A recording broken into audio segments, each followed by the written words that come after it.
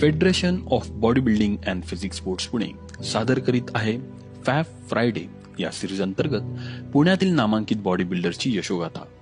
आजच्या भागामध्ये आपण तौसिफ मोमीन यांच्या बॉडी बिल्डिंगच्या प्रवासाबद्दल जाणून घेणार आहोत। मिस्टर इंडिया तौसिफ मोमीनने आपल्या वडिलांना दिलेली अनोखी श्रद्धांजली।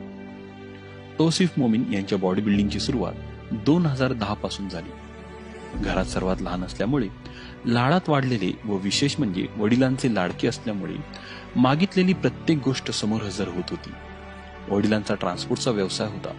सर्व काही सुरळीत चालू होते। मोठे भाऊ बॉडी बिल्डर होते।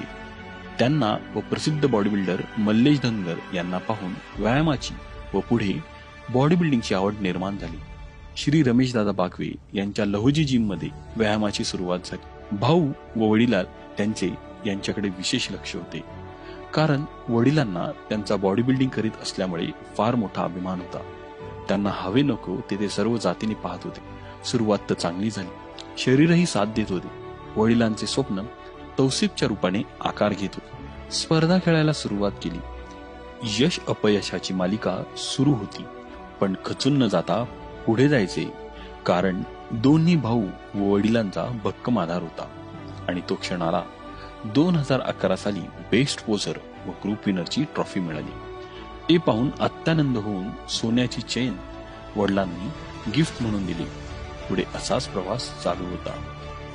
13 मार्च 2013 रोजी राज्यस्तरीय लहुजी वस्तादश्री होणार होती। त्याची तयारी जोरदार सुरू होती, कारण जिम कडून ते खेळणार होते आणि 2 दिवस आधी नियतीने घाला घातला।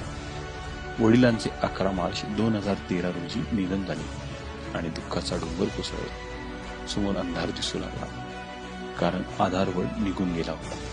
काय करावे सुचत नव्हते। अशा वेळी त्यांचे दाजी त्यांना आधार झाले। त्यांना समजावू लागले, कारण श्री अविनाश भाऊ बागवे व मल्लेश धनगर यांनी त्यांना ही स्पर्धा खेळण्यासाठी मनोधैर्य दिले। दाजींनी त्यांना वडिलांच्या स्वप्नाची आठवण करून दिली। वडिलांचे स्वप्न पूर्ण करायचे या उद्देशाने त्यांनी स्पर्धेत भाग घेतला आणि त्या स्पर्धेत कांस्य पदक मिळवले। जिल्हास्तरीय स्पर्धेत दौजी श्रीचा मान मिळाला। एकीकडे स्पर्धा जिंकल्याचा आनंद होता, तर दुसरीकडे वडिलांच्या जाण्याचे दुःख होते।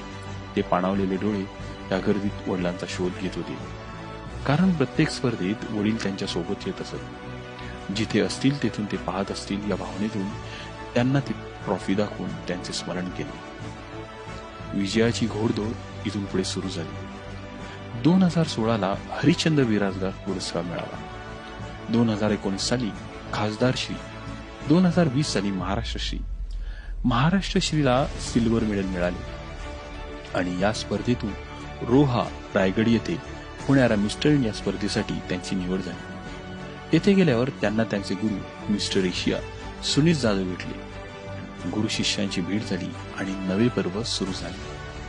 त्यांच्याबद्दल बोलताना ते भावुक होतात। त्यांच्याबद्दलचा आदर व भावना तौसिफ शब्दात मांडू शकत नाही। त्यांच्या मार्गदर्शनाखाली त्यांचा यशस्वी प्रवास चालू आहे। प्रत्येक यशस्वी पुरुषामागे एक स्त्री असते, या म्हणीप्रमाणे तौसिफ यांची पत्नी त्यांची बॉडी बिल्डिंगची संपूर्ण जबाबदारी सांभाळतात।